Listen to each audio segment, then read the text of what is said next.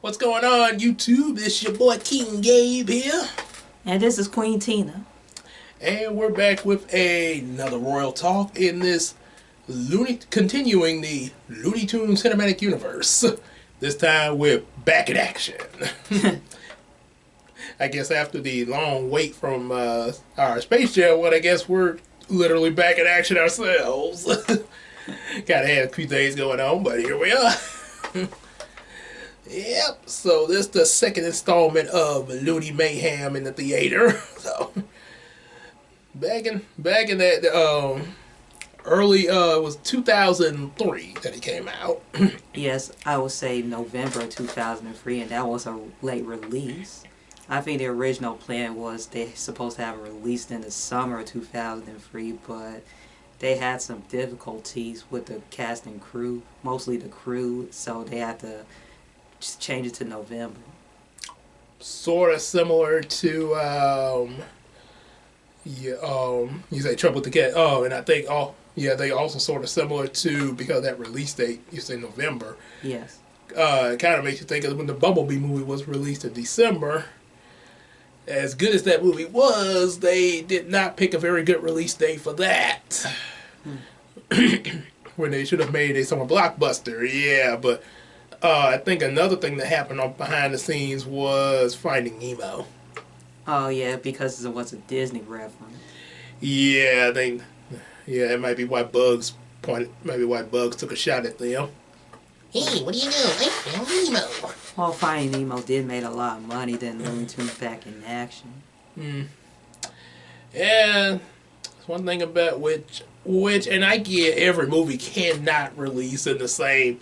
Well, I mean, technically they could, but I guess but it's not gonna be something that'll happen. But yeah, they sort of missed their boat on the summer blockbuster, though. Yep. But anyway, despite the stuff behind the scenes that wasn't all that good, let's give the movie a little bit of what good did take place in it. That'll get you guys to go check it out. So and also before we start, make sure if y'all like what y'all about to hear with what we're saying, like that videos, subscribe, and also be sure to get some of my comic books as well as support us on that Patreon. Yep. Just make sure you click that Patreon link in the description box. Now, on with the show.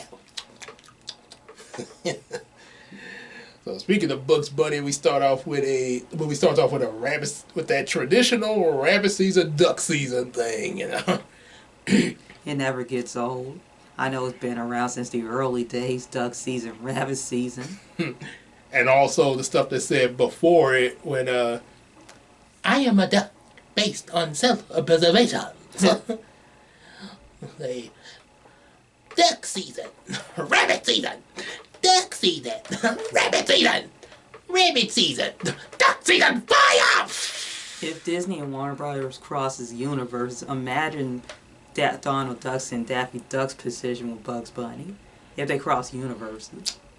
I know him trying to say that dialogue would come out differently than Daffy Duck, I know. Yeah. Rabbit season! Duck season! Rabbit season!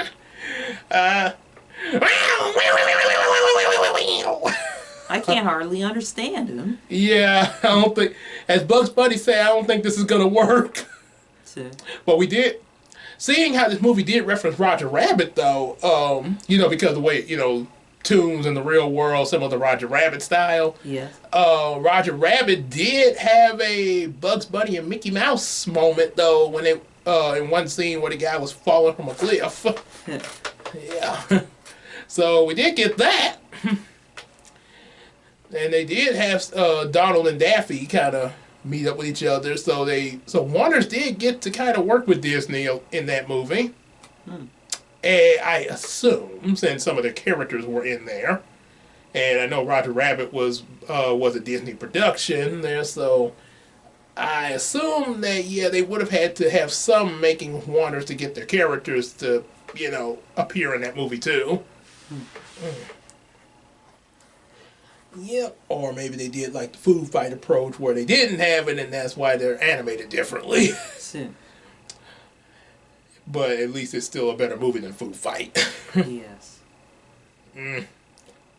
I guess Food Fight will not see the light of day. Well, it never seen the light of day in the first place. Or if it did, they probably would regret it. Oh. Well, they're not going to be the only ones with some regrets. Daffy is pretty upset about the script. And one thing I definitely have to adore here is the animation of integrating these Looney Tunes with the real people. Again, much like Roger Rabbit there. They sort of used a similar technique. They're still in their toon form, and you definitely recognize them as toons. But they do have a little bit to them where, yeah, you buy that they're in the real world.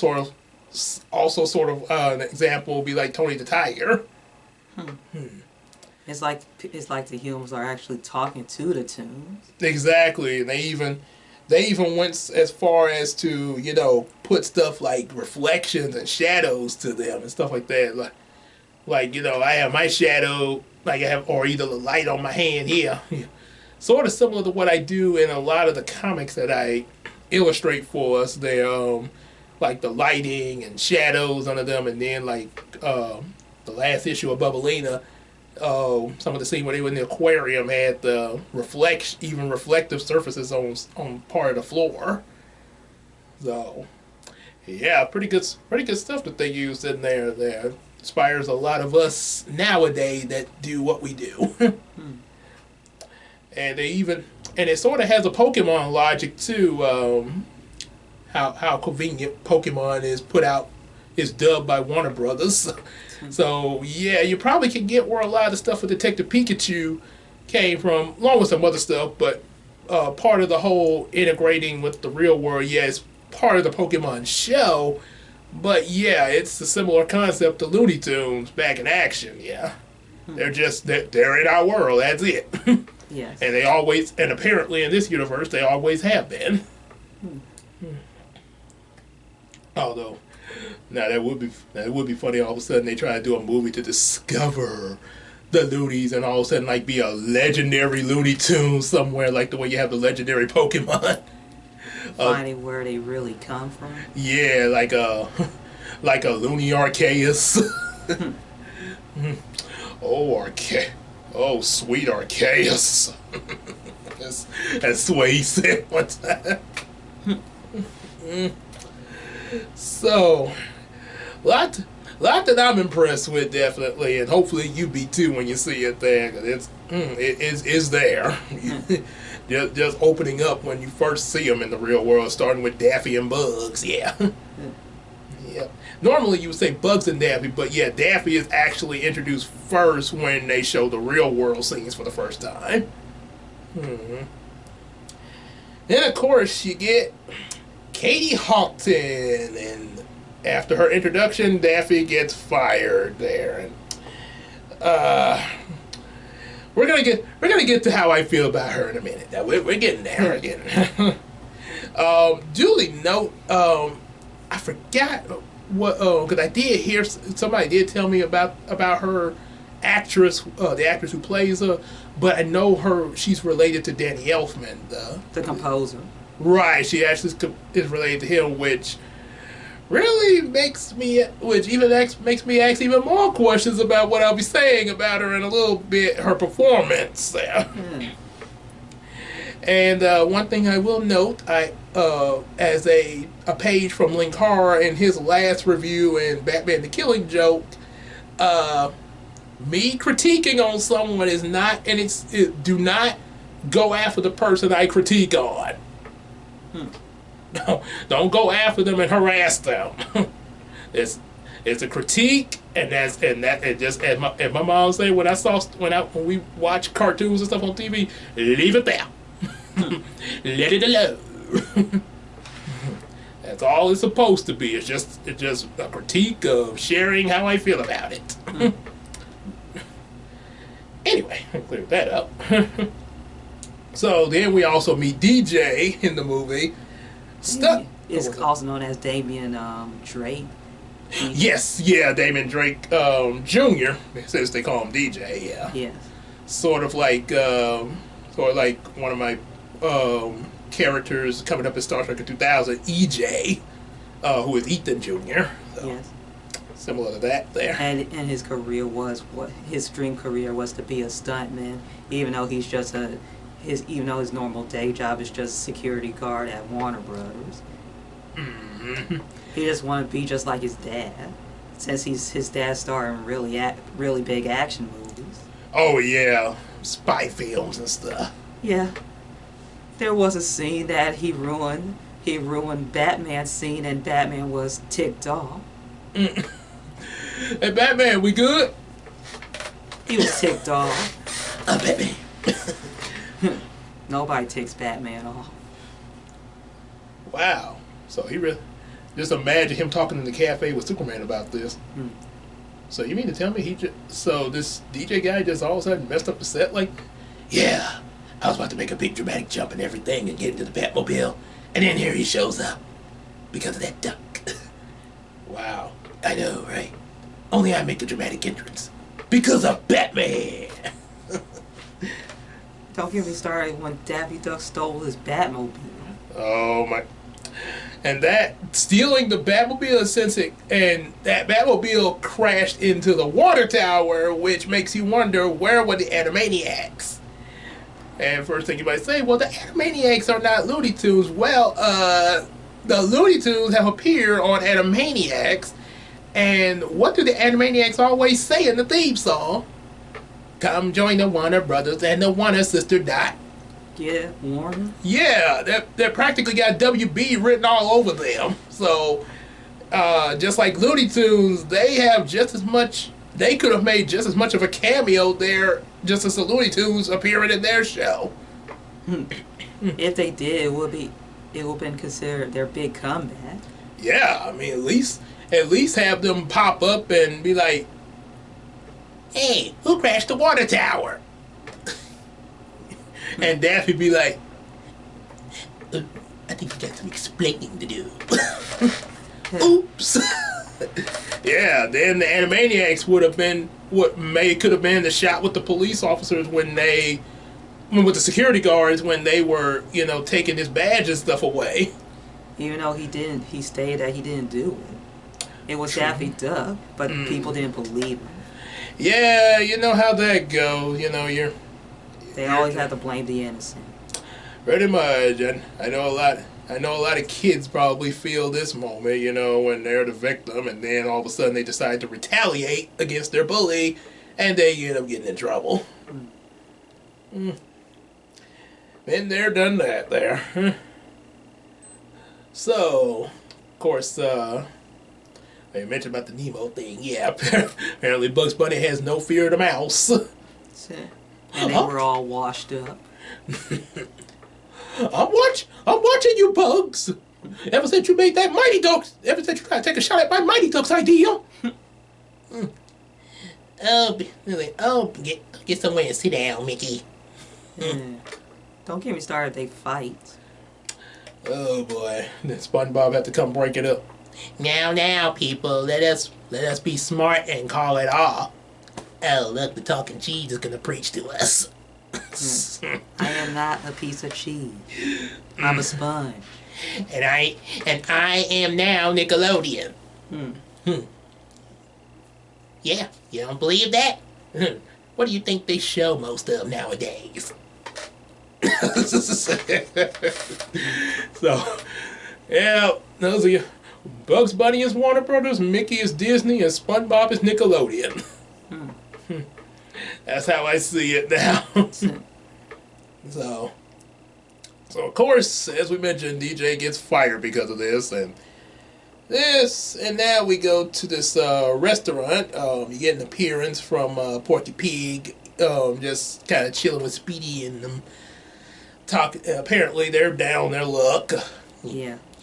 First you tell me Blue's a stunner, now you tell me I'm not funny. It's not easy being politically correct.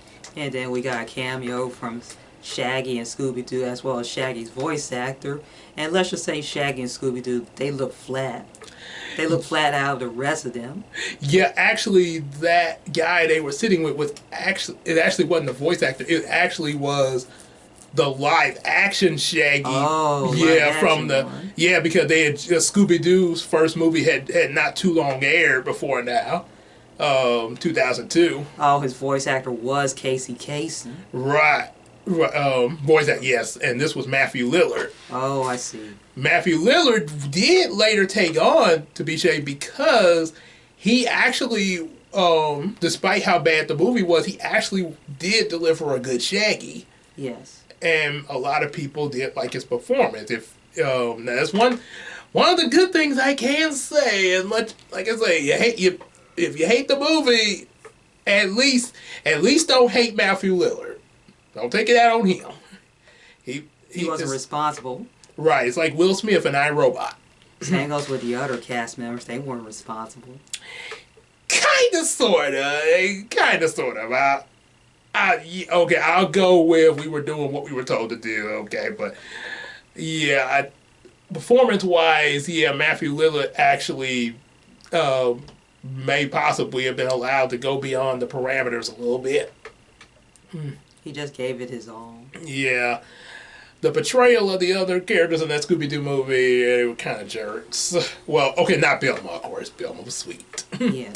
Velma was sweet. But I think Daphne and Fred. Yeah, I think Fred was probably the biggest douchebag in the movie. Like, what? So, now, also referring with Scooby-Doo, in the movie, back with Looney Tunes Back in Action, you have Shaggy fussing at Matthew Lillard about his performance, even though as I just said, Matthew Lillard actually was a good performer for Shaggy. I was just trying to be true to your character, which he did. If you like Goof on Me in the sequel, I'm coming after you. Yeah, and I'll give you a Scooby Snack. And the sequel came out in 2004 after the Back in Action was released. Wow. Well, I guess he had to jump and quickly make that sequel. So, yeah, one thing that really confuses me about this, despite how, people like me would feel against the live-action movie, fortunately, this movie made a really big in the box office, the Scooby-Doo movie. The first one. Right. Like I say, despite people like me, it still made a really big turnout. So, so you would think, why would Warner Brothers have a character being mocked in one of their high-grossing movies? It seemed like that would be something that if it bombed, I could see them doing that. Yes. But yeah, that seemed like kind of an odd choice for your joke there.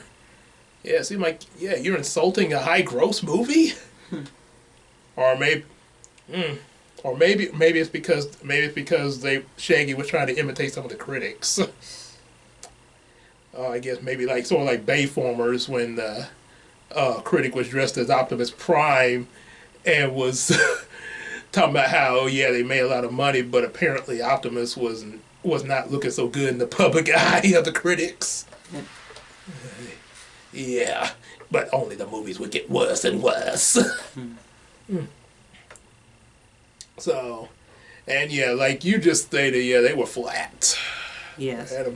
I'm not talking about their performance. Their performance was good, but their animation was flat. Right. Yeah, I'm surprised they didn't make them kind of out there like the Looney Tunes there.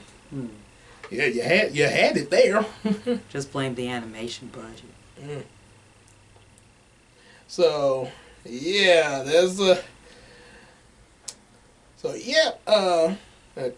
of course, now there's a conversation in this restaurant between, and another thing, like I was admiring the animation earlier, I even admired it more so in this scene here, except for Shaggy's Scooby, the way they were animated. But with the Looney Tunes, they had, just like with Detective Pikachu again, like all the background stuff as you see Bugs and Katie talking. You see the sheepdog and the coyote doing their thing.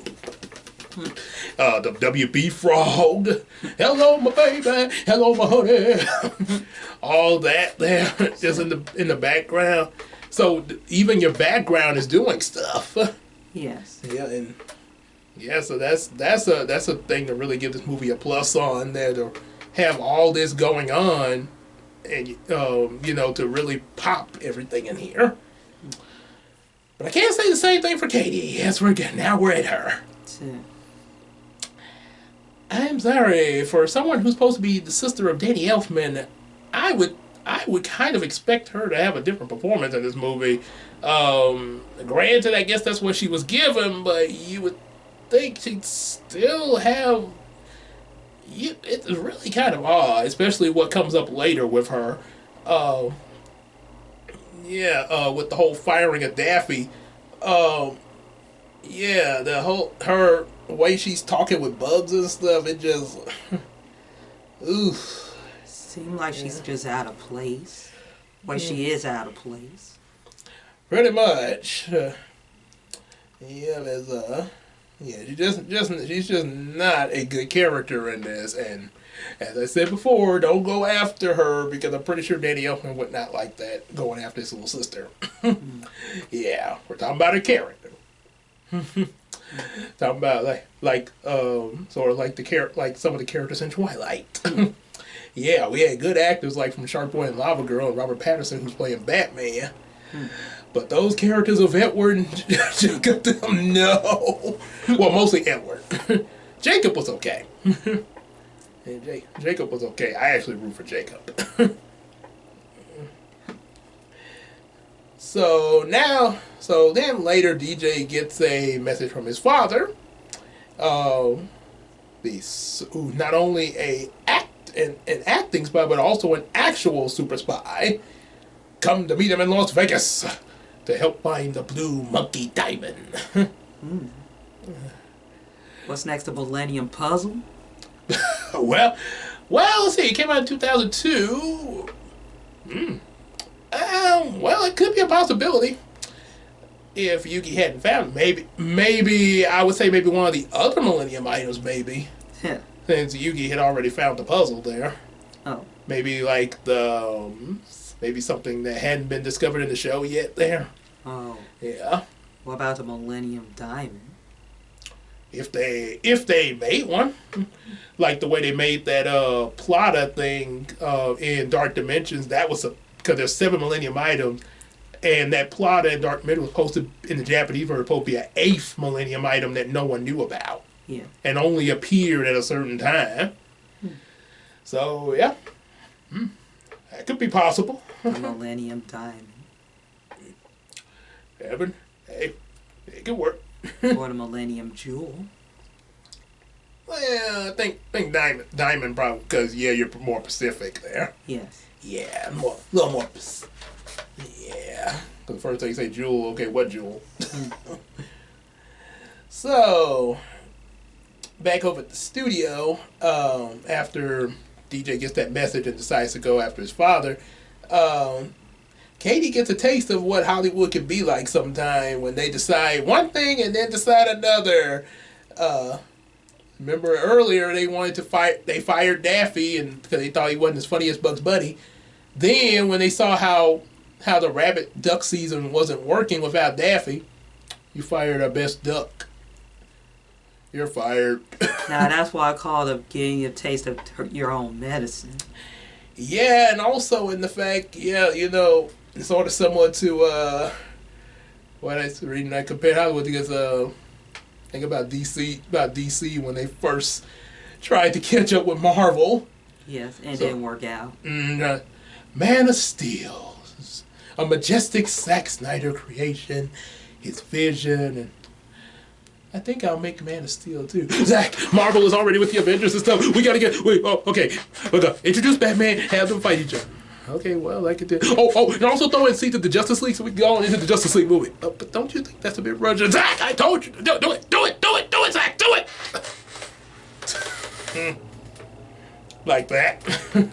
In my opinion, I think is better off with just standalone films as well as animated films. That's their strong point, mostly the animated films. Yeah, and to be honest, if they wanted to still do that whole way Marvel does it, the whole build up of something like that. The animated series, was a pretty good blue play for it because they could have followed what they did in the animated series, just the Justice League series, and that, hey, you got your blueprint right there. But see, because it's a kid's cartoon, even though that kid's cartoon was so well written, it was almost adult-like. Well, Kate did beg to the Warner Brothers, so the Warner Brothers gave her a chance to bring Daffy Duck back. But by Monday, that's the cap they had to bring Daffy. She had to bring Daffy Duck back to the studio by Monday. It's always so Monday. That's a whole weekend. Always Monday. Always Monday, everybody. So I assume that happened on a Friday. When she got fired, that happened on a Friday. I'm just going by the real world logic. So technically, the movie took place in the weekend, kind of. Yeah. I guess that makes sense there. Especially go by the passing of the days there. Yes. Of course, I know there was a trip to Africa and Paris, but there is an explanation behind that. Paris, remember Bugs Bunny just pulled a page there. Yeah. He used Toon Magic, so he could have used Toon Magic to get to Africa too. Okay. I mean they're working with Looney Tunes. Why not? I know if it was real world logic that they have to take a plane, I know it would take more than 2 days, like maybe a whole week. Yeah. Well, that's one advantage about being in the Looney Tunes world. Yeah.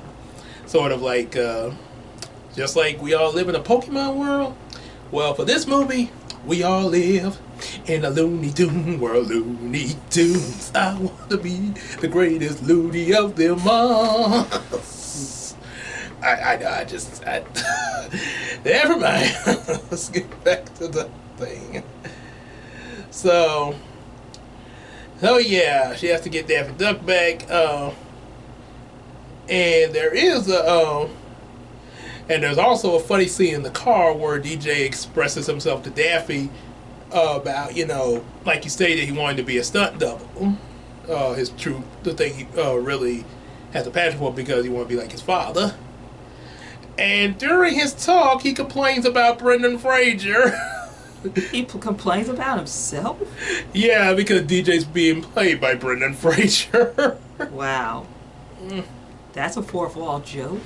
They go, Brendan Fraser, all the mummy movies? Oh no, but Britman does his own stunts. What is this, Maddie from Zack and Cody when they were doing an episode where everybody was auditioning for High School Musical, and Maddie wanted to be Sharpay, but she didn't get the part, and they told Cody he looked, you kind of look like Zac Efron. What, and I don't look like Ashley Tisdale? Even though Maddie is Ashley Tisdale. You people are all crazy. Welcome to the world, Maddie. A lot of people in this business can be a little crazy. I mean, I say more about Deadpool. Oh, that's too easy. And since we're talking about Warner Brothers, technically I would be the better example. It's a crazy world indeed, isn't it, Batman?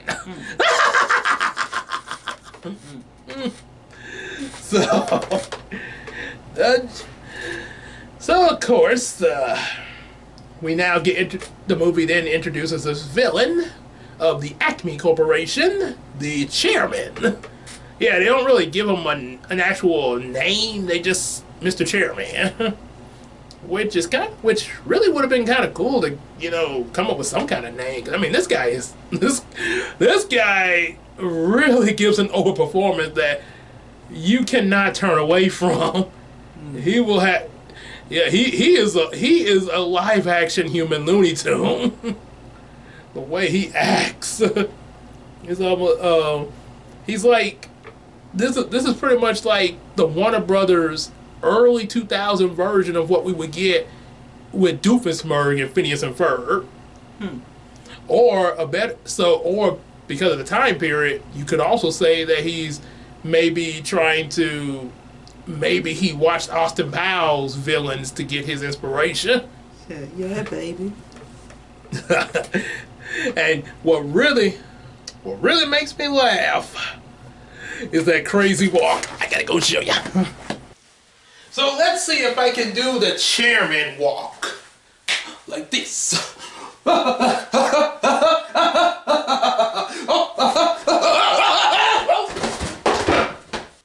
it is a bit risque, but at least it's a lot better than, say, Ricky from Rap City Street Kids.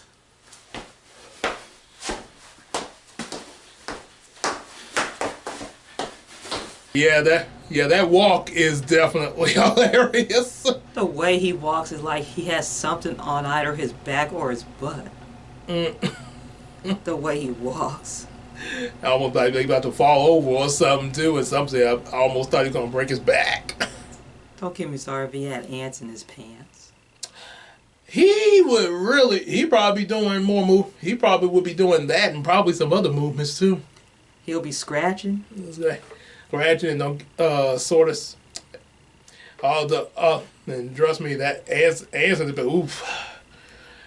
I think if I had something in my pants, I prefer ice cubes. Yes. Because ice cubes ain't gonna bite me. Yeah, but they did give Mr. Mosby some good dance moves in Zack and Cody. Yeah. So Katie then comes to DJ's house for some information about that, some information where Daffy's at, and Bugs does a Psycho reference. And he had a can of Hershey syrup. And when he poured the syrup down in the tub, it looks black, even though chocolate syrup's supposed to be a dark brown. That's because they shot it in black and white for him. Referencing. Was Psycho in black and white? I'm just going by assumption it might have been. It was a really old movie. It might have been colorized in the later years. I guess I thought so. I guess maybe he was doing the black and white version. Yeah. Doesn't anybody ever knock anymore? Katie then sees that who DJ's father is in the pictures in the house and starts to feel bad. Thus becoming emotional in front of Bugs Bunny. And after this, Bugs reveals that he kind of has an idea where Daffy is with DJ because he had talked to Daffy earlier. And they take the spy car and go after them. And this leads to even more into my dislike of the character. Okay. Katie revealed that she was a fan of Bugs Bunny. She looked up to Bugs Bunny. And so, if you're a fangirl, and this is someone you look up to, why on your... And, I guess what they call a closeted fan, because I guess she didn't want to appear as a total geek to everybody, but, okay, you're in the car with Bugs Bunny, it's just you and him, there's no executives around, nobody's around, deserted area, why would you still act like a jerk throwing his banjo out the car? Viva Las Vegas! You got no music in your soul, sister. Maybe the character would have been better if they just made her a nerd. Since she's a fan of the Looney Tunes, just make her a nerd. A hyper nerd. Yeah, especially when she's alone with Bugs Bunny. Yeah, like, yay! Yeah, maybe even made a comment about the episode when that other guy got mad at Bugs about the banjo and, expressed how she liked what Bugs did in that episode. Yeah. I think her main focus was to just get Daffy Duck back. That was her main focus. That's why she was acting like this. She just wanted her job back. And then that's another thing. One thing they could have done, even with her hiding the fact that she's a fangirl, you don't have to make her a jerk. Try maybe making it where it's more of the Hollywood executives that fire Daffy, and and they tell her, like, okay, hey, escort Daffy out the building. and she would do it because it's her job, but she'd be a little resentful of it. She'd be like the way DJ was when he's like, "You fired Daffy Duck? Man, this is Daffy Duck." Yeah, or maybe she would kind of have some remorse about it. Then that could lead to her breaking down, crying before she even finds out about DJ, and she wouldn't even be the one that fired him. Yeah, so what? But that's the writing of a bad character for you there. Again, the movie's still gonna be good though, but you gotta point out where it could have been better though still. So then of course we get to Las Vegas. Yosemite Sam's club there. Well, his casino, I mean, sorry. It's, which shows that apparently in this movie a lot of the Looney Tunes are, just integrated in the real world. Not a lot of them are at the studio with Warner Brothers. Some of them are just doing other careers and stuff. Like Yosemite Sam with his casino. Foghorn works there with him. You got Granny, her and Tweety, I guess, were retired and just, living peaceful retirement next door to DJ. Yeah, you got, so it's it's pretty interesting how they do. The Looney's just in this world, sort of.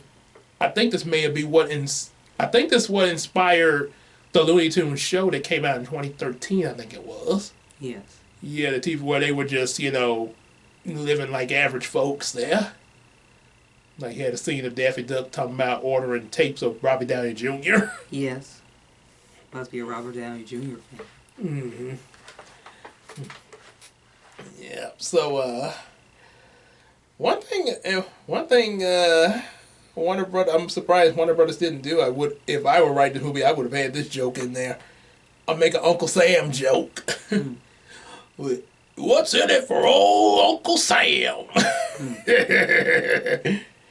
But they do make us laugh by slamming him in the chest of his reward money. Ouch.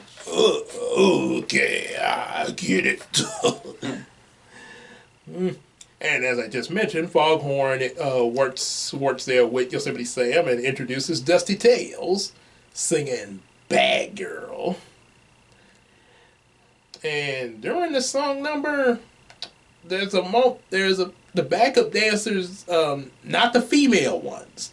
The male backup dancers are all short people with Yosemite Sam mask on. And see, I got a question for y'all. Put in the answer in the comment section. Who do y'all think has a bigger ego, Yosemite Sam or Seto Kaiba? Hard to answer to me. Oh yeah. I would just say Seto Kaiba. Oh, because he had that. Because he has the money. Screw the rules. I have money. Sort of like what Mai said about him at the beginning of Battle City. I don't know what's bigger, his ego or his melon on the big screen. I would say, yeah, ego definitely. The melon on the big screen is like icing on his cake.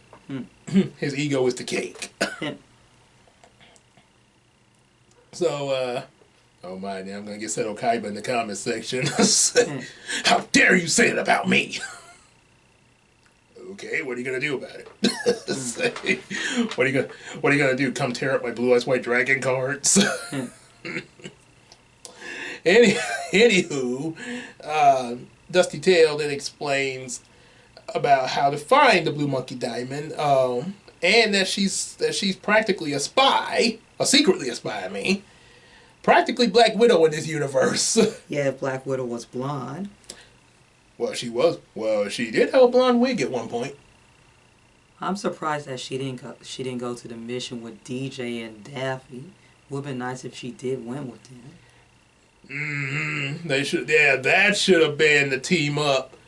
I mean, because you got a stunt guy, and as Linkara say when he reviewed Operation Overdrive, you don't mess with a stunt guy because they can whoop your butt. So to team up a stunt guy with a secret spy, do you not? Let me say that again. a stuntman and a super secret spy. Did none of that occur to you how well that could have worked, even for a Looney Tunes movie? No. But I think it's better. But it's better if we put the whiny Hollywood Katie.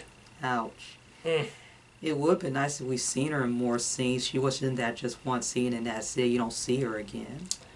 Which really sucked. Yes. She was in the. I know she was in some of the advertisements. And if you don't believe what I say about Katie whining, oh, we're gonna get to that. We're getting to that if we hadn't already done it. The spy lady looked like she's the most interesting character than Katie was. Because Katie seemed like she just kind of was there and just went along.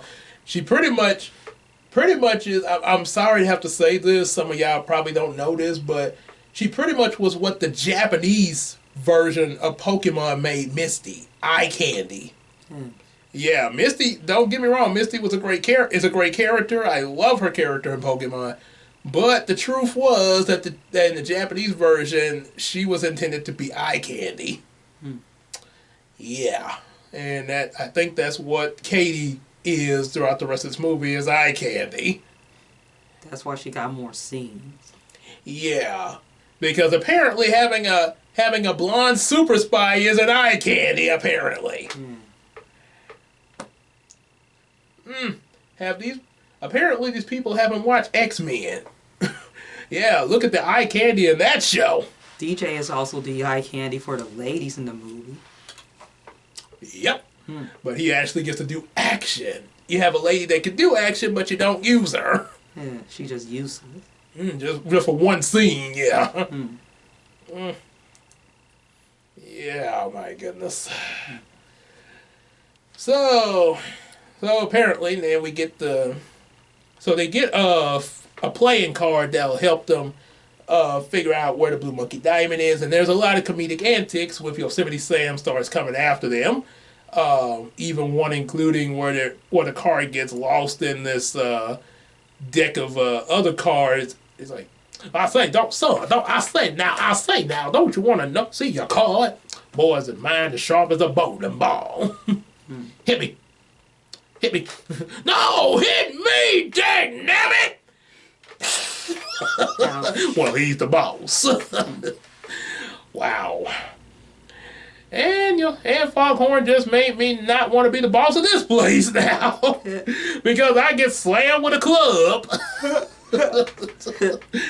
Oh boy. Don't try that to your boss at your job, people. or you end up fired. Yeah, you'll be like the end of the Doritos commercial in 2010. With the snow globe? I don't see a promotion in his future. Plus, he did vandalism by breaking the vending machine. Yeah.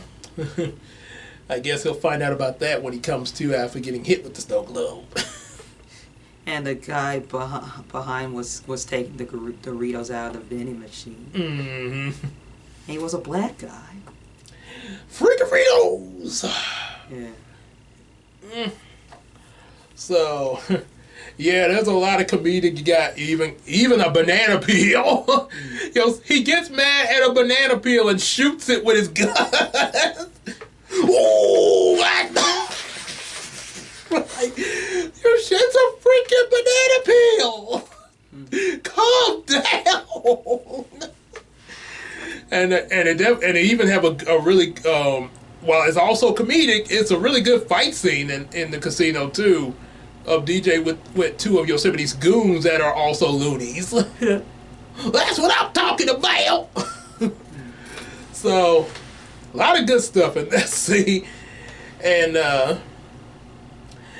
also we find out how going with the ego thing, Yosemite Sam is in love with his rug. I guess he's like Squidward with all the stuff in his house of him. Like his paintings. And sculptures. Well, he is an artist. Yep, and people speculate that Squidward could be a narcissist too. Oh, think about himself all the time? Mm-hmm. And love himself? Why else would he go on a date with a mirror? I know it's important to love yourself, but other people around you need love too. Exactly. Yeah. So if you think the casino scene is funny, then you get a funny car chase scene. Well, so I'm on the top of the world. Yeah, the car scene is really funny, especially when they're in there and there's the whole dynamite thing. Who has dynamite? Throw it out the window! Throw it out! But innocent people could get hurt. Throw it out! But it might set a bad example for the children. I guess they don't care at that point. Oh man! And they end up being blasted. And of course, ends where they find out that the spy car can fly. When Daffy says "mother," and not so fortunate for Yosemite Sam as he crashes back into his casino and lands in a whole room full of dynamite that, boom, has him blasting off, and Bugs Bunny calls him a shooting star. Make a wish. And I'm curious about one thing with this flying car thing. I'm wondering if the flying car in this movie was what inspired the nostalgia critic to have a flying car in the Bowley Flea. When he went to battle Terrell. I bet some people back in the early days, like the 20th century, for example, think of what the year 2000 and beyond is like with flying cars, as well as futuristic buildings. Oh yeah, and then you remember in first Captain America movie, when we met Howard Stark, he made a flying car, but he still had to work out the bugs on it. Yes, it was a prototype. Mm-hmm. So he was already trying to advance the future even back then. Yeah. And I know Howard Stark died around the early 90s. Oh yeah, because of Bucky, yeah. Yes. Well, brainwashed Bucky, yeah. Same goes with Tony Stark's mother. Yeah. He killed my mother. So then there's a DJ accidentally moves the gear shaft, causing the car to fall. Of course, Bugs have to do a really funny scream. Ah! Ah! Yeah, I know the car stood still when it landed. It stood still. Yeah, stopped right before it hit the. Out of gas. Oh, at least that's And don't ruin the joke. But then Katie had to. Wait, that's not how it works. You ruined the joke. Way to ruin the joke. Dang you, Katie! I want to hit her right now. Well, too late. The car crash already did that. I mean, it's almost like It's ruining worse than. See, this joke was actually a reference to an episode with Bugs Bunny and a gremlin, with a plane, and the plane was coming like, and all this, Bugs was in a panic, and then all of a sudden, Sorry, folks. We ran out of gas. Yeah, you know how it is with these e-cards. and that was the end of the episode. So, and Katie had to ruin it worse than Patrick with the fire. Like, At least it's warmer on the fire. hey, if we're underwater, how can the... Ouch. Patrick! I guess what you're trying to say is, if we're underwater, how come there's fire underwater? Because the writers made it possible for you and you and everybody else in your universe is not supposed to question that. That's for the people that watch you on TV and critics to nitpick about. Especially people who never seen or heard about SpongeBob. Exactly. That's our job as the viewers. You're supposed to go along with it. So, that just made me think of that Superman 4 when the critic got mad at Linkara. Said, We don't take so kindly to logic in these movies. Now you get back to watch. Now you sit back down and get back to watching Clark act like an idiot. So the next morning, also referencing the critic, she practically does what annoyed the critic in Batman and Robin. Whine like a diva. And as the... Yeah, I know you guys are somewhat far away from civilization and all that, but Katie, you got DJ, Bugs, and Daffy with you. You are not by yourself out here where maybe you don't know if you're going to get back to civilization or not. These guys have a chance of getting you back. I guess her ego blocked her sense of thinking. Her ego. And pretty much made her, as the critics say about Robin and Batman and Robin in Joel Schumacher's movie, it's supposed to be Batman and Robin, not it's supposed to be Robin and Batman, not Batman and Robin. Not one of my own Robin signal in the sky. What? Why was...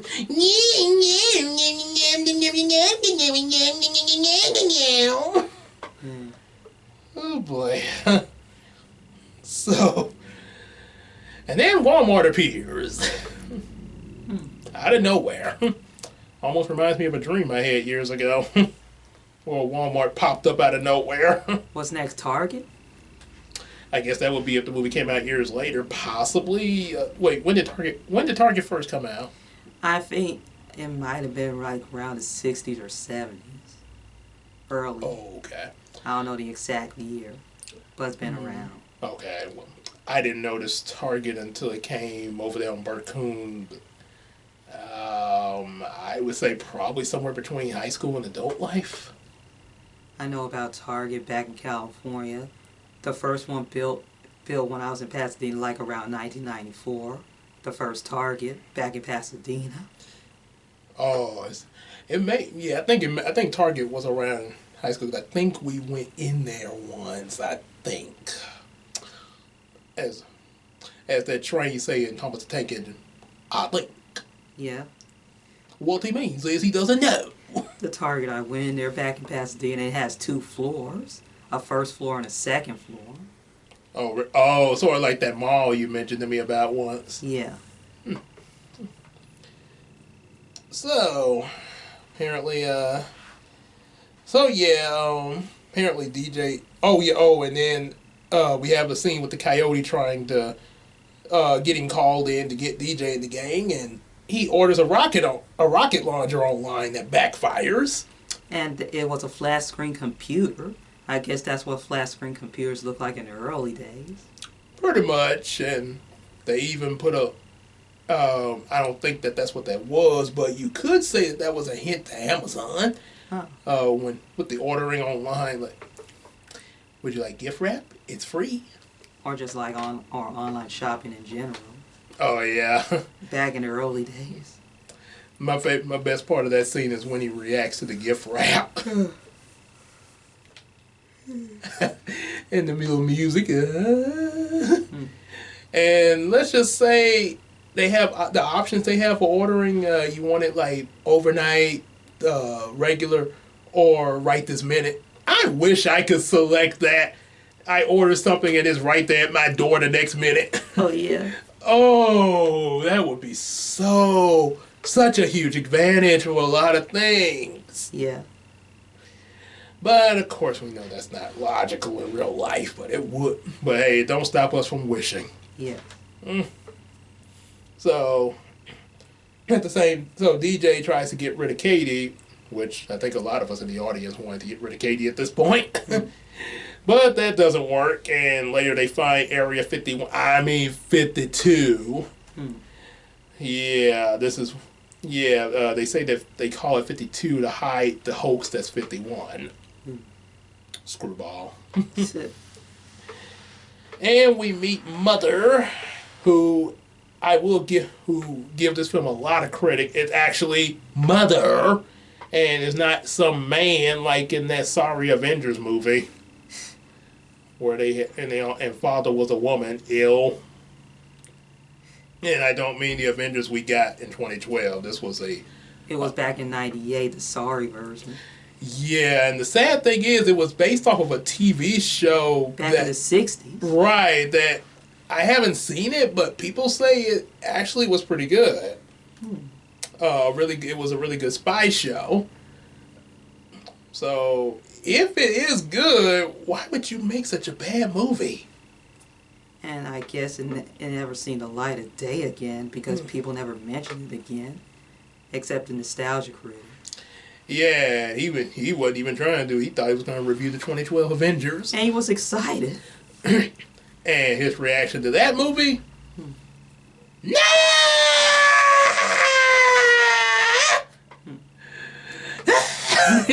He screams like one of my nursery students. But longer. Oh. And also credit to Bugs Bunny making the screwball joke about 51 and 52. Oh boy. So, after all that explanation, we didn't get the chairman fussing at the coyote. This is unacceptable! Very unacceptable! Unacceptable at all! Oh, no, I do not accept it at all! You have fallen off cliffs! You've been blown up to bits! You've been chased off with them! Chased off with the mountain dogs! And you can't succeed in this mission! And don't blame the equipment! The equipment is good! It is Acme! That's all it is! That's all you should have mentioned! Now, give us a smile. No, bigger. A bigger. Yee! That's a smile! Okay, now go clean yourself off. Oh, and be sure to watch out for the men carrying the dynamite. And also, I should warn you about the accident. Oh, and watch out through the steps. They're very slippery. I guess I should warn them about the slippery floor.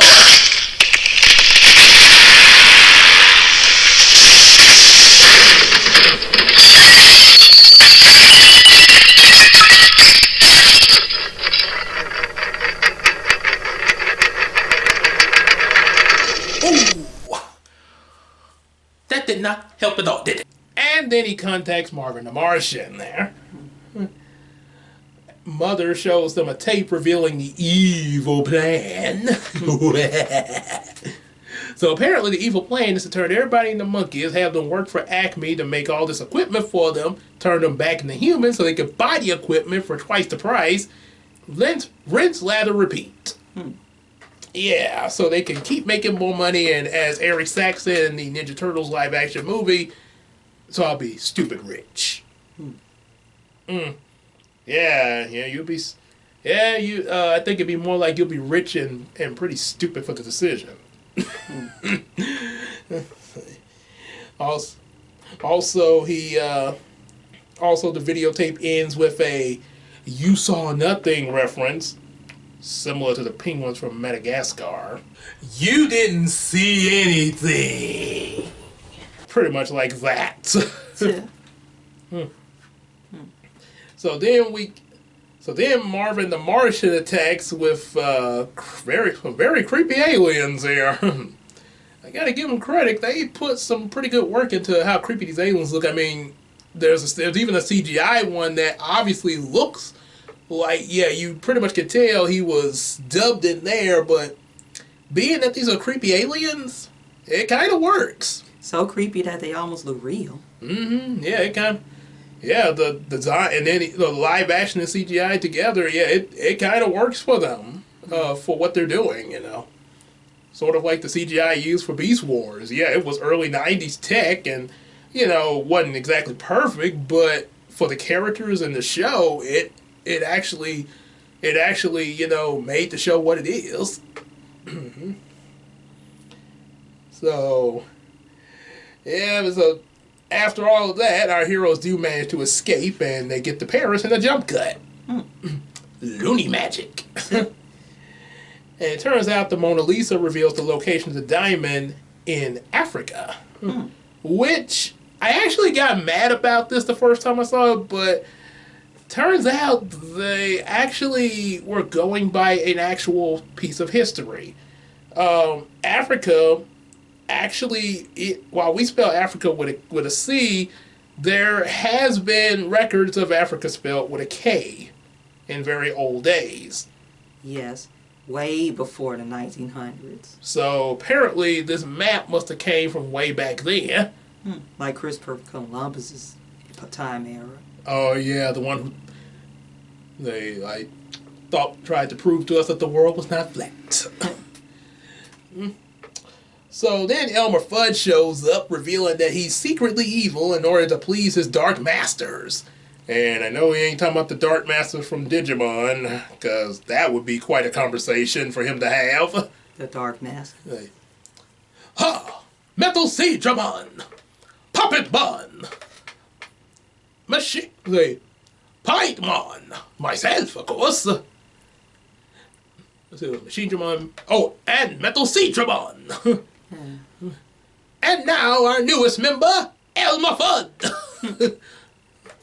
Yeah, I don't think Elmer Fudd's gonna be much of a help to you guys against the Digidestin. So this leads to a chase through the pictures in the museum, which is a pretty interesting chase scene. I gotta add, because they really get to play with a lot of the art styles of these paintings there, and even a painting that was shown in Space Jam, as we pointed out in our last World Talk, the Scream. I guess it was the most popular painting along with the Mona Lisa, the Scream painting. Yep, and that and also I wonder if that Scream inspired Macaulay's role in Home Alone. Yeah, the way his hands position. Yes. I didn't think about that, but that just came to my mind. Made me think of Macaulay. And then years later, there's an emoji with that expression. So apparently this painting has had quite a marked history. Yeah. And also another painting gets debuted, which was shown in an episode of Author once, the clock painting, Running Out of Time. Yeah, and of course a painting of calligraphy, as Bugs Bunny stated, a collection of dots. And Daffy Duck was connecting himself to the dots. Oh, that Daffy. So, during all this, Katie gets kidnapped, and we also get a cameo from Pepe Le Pew. Doesn't really go anywhere, but there he is. He is in Paris. Oh, yeah. So it does kind of make sense because of the location, yeah. I guess maybe he decided to go back to his hometown. Even though originally, when Looney Tunes history first started, he wasn't originally French there. But maybe he felt the need to go to French for reasons. DJ then uses his rocket pants to rescue Katie, and kind of ends up feeling how Ron Stoppable feels on a daily basis with Kim Possible when his pants fly off the first time. At least he still has his boxers on. Yeah, good thing he wasn't like the alien from Space Jam. Uh-oh. Nice butt. It will bring a big reaction to the public if it did happen. Yeah, we don't want that there. No, since it's a PG movie. So then, but he does succeed with a daring jump. Hey, I said, remove the duck! Remove the duck! Remove the duck! No, you're not hearing me! Remove the duck! Remove the duck!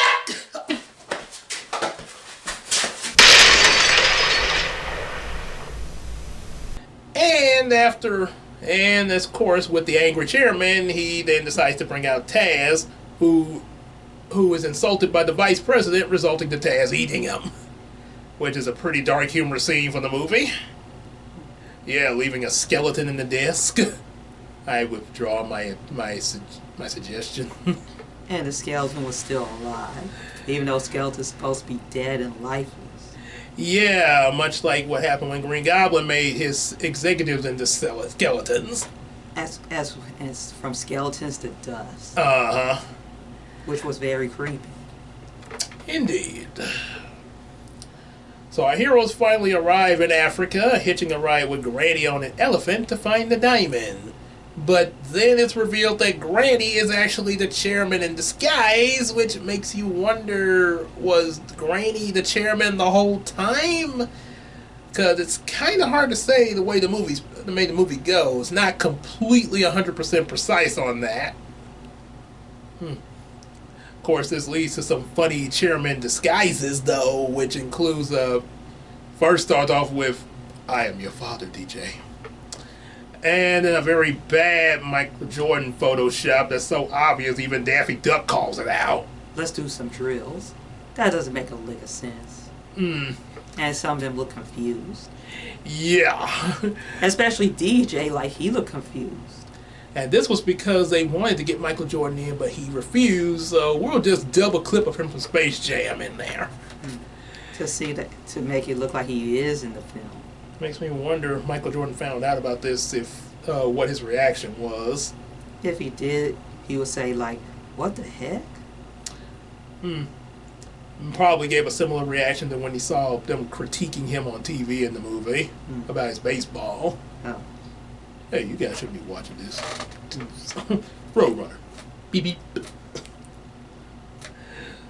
So, with all those disguises there, apparently, I guess because it was so much fun doing him with disguises, his assistant with the big blaster, this, let's just say, reveals that he's Lady Taz in disguise. And I think it's best we don't question that because it might get more disturbing the more we try to think of that. Yes, and will never let go, and this subject will never be let go. Moving on, DJ reveals that DJ finds out that his dad is tied to some railroad tracks, and Mr. Chairman demands the diamond. Marvin takes the diamond, and Bugs and Daffy goes off after them in pursuit.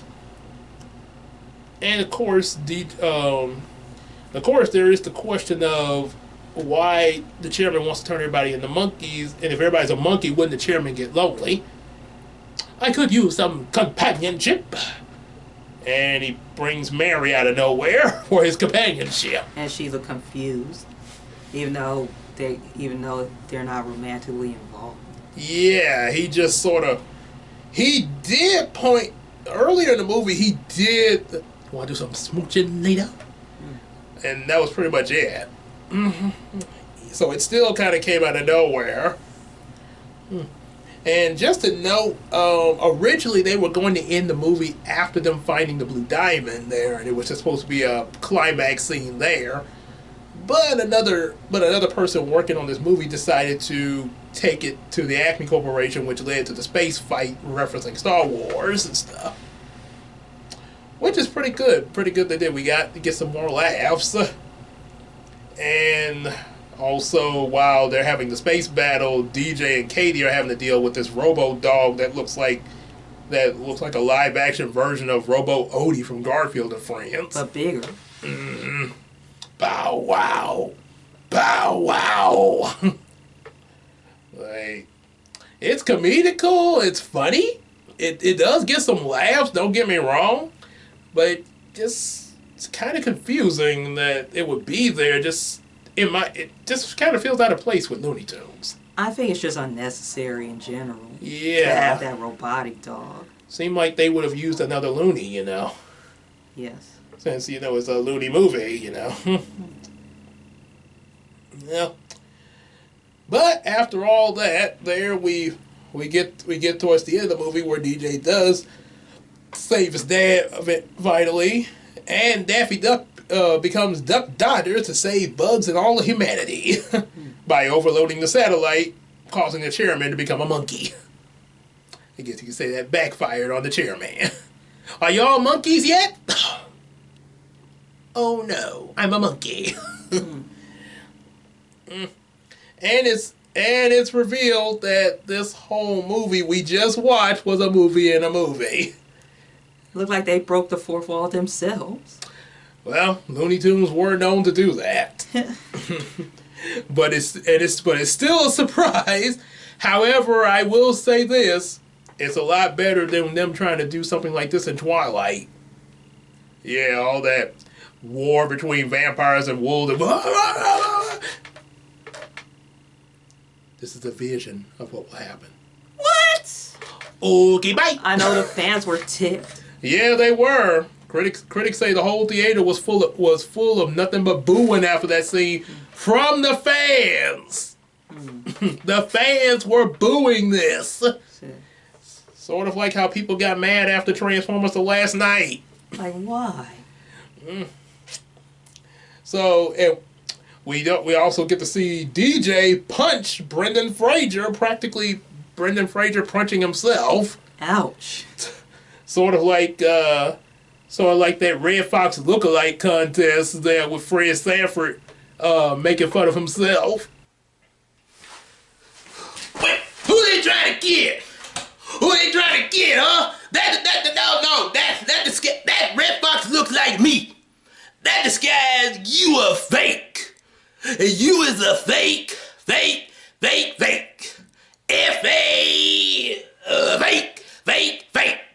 Yeah, pretty much like that there. Yes. Well, there's an old saying, you just have to make fun of yourself sometimes. And SpongeBob said it best. We all have to laugh at ourselves sometime. I do it all the time. Yep. So that was Looney Tunes Back in Action, the second installment of the Cinematic Universe there. And boy, this was funny.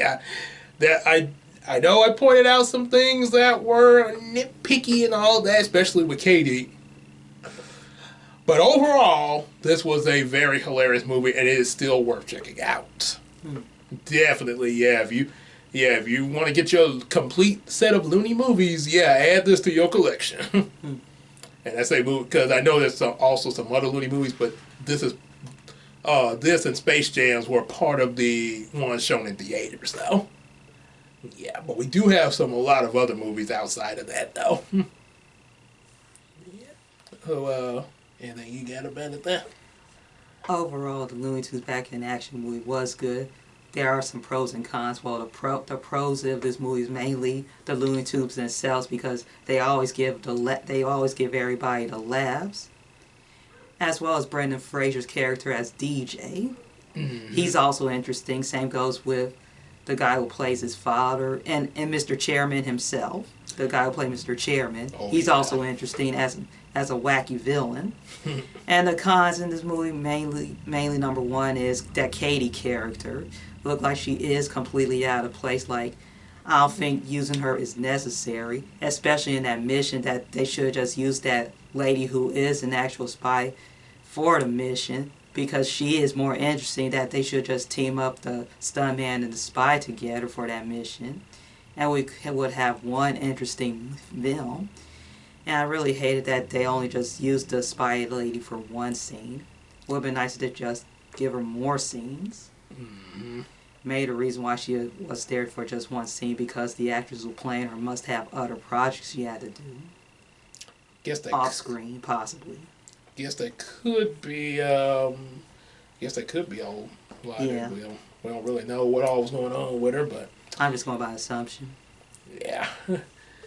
And yeah, Brendan Fraser definitely gave a really good performance, because he definitely was into what he was doing, and there were even scenes he was mostly by Daffy. He was like Daffy all up in his face and everything, but even with that, he still was an interesting character. And they did make a great team, him and Daffy. Mm-hmm. And on top of that, he did the voice for Taz. Yes. Which is funnier. So he got him a little extra dough. I give him credit for that. Yeah, a live action and a voiceover. Yeah. And that was a pretty good Taz too. And another con is just the release date, as well as things going on behind the scenes in general. That's another con. Yeah, and some of them behind the scenes, I found out from when we did Brownny Reactions, from one who used to work with us there, that a lot of the behind the scenes was the fact of the I think Joe Dante, I think it was. Yes. Him not liking what they did with Space Jam, and he wanted to do something more that he felt Chuck Jones would appreciate. Now, granted, I don't really find a problem with the Space Jam movie, or even what they did with Looney Tunes Back in Action, the final, project, or even Space Jam sequel. But, I mean, everybody has a different opinion on things, and the only thing that, while I still enjoyed the movies, I will say that, like Zack Snyder with his Justice League movie, he should, Joe Dante, even if it was a different ideal, even if a different ideal against Space Jam, maybe, he should, since he wanted to honor Chuck Jones, he should have been given a chance to do that there, because, I mean, being the original guy of Looney Tunes, that's sort of like someone wanting to do something to honor Stan Lee. So, yeah, that's kind of the only problem. Like I say, the movies that we got were still enjoyable, but it would have been nice to see what he would have wanted to do. Just to be able to look at it and be like, oh, so that's what he was gonna do. Just going by his vision, right? To see, just to see what it would turn out like I mentioned before, like Zack Snyder. His idea for a Justice League movie is not exactly what I would expect, but I still like what he gave us, and even if I didn't like it, I still have respect for him as for at least being true to what he had in his personal vision, and them not interfering and just letting the guy do what he wants to do. And yeah, but overall, he's a pretty. Even if you don't like his stuff he produces, he's a pretty nice guy. Yeah. Is anything else there? That's all I have to say is you should just give Looney Tunes Back in Action a chance. Indeed, yes. Looney Tunes, as well as the predecessor Space Jam.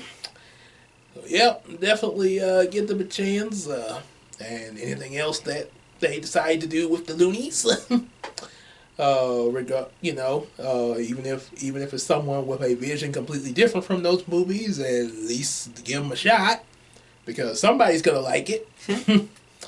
Yep.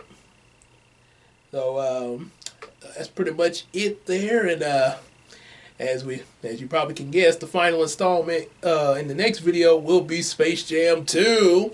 Along with the explanation of how these movies could possibly connect. Much like Marvel films there. So, until then, a reminder, make sure y'all like, subscribe, share with your friends, and buy comic books and support us on Patreon. And, as Porky Pig would say, like, good night. Oh, yeah, that's all. That's okay. Good night, everybody. That's home, Porky. Yeah. Go home. Let's just go. Yeah. All right, bye, everyone. See ya.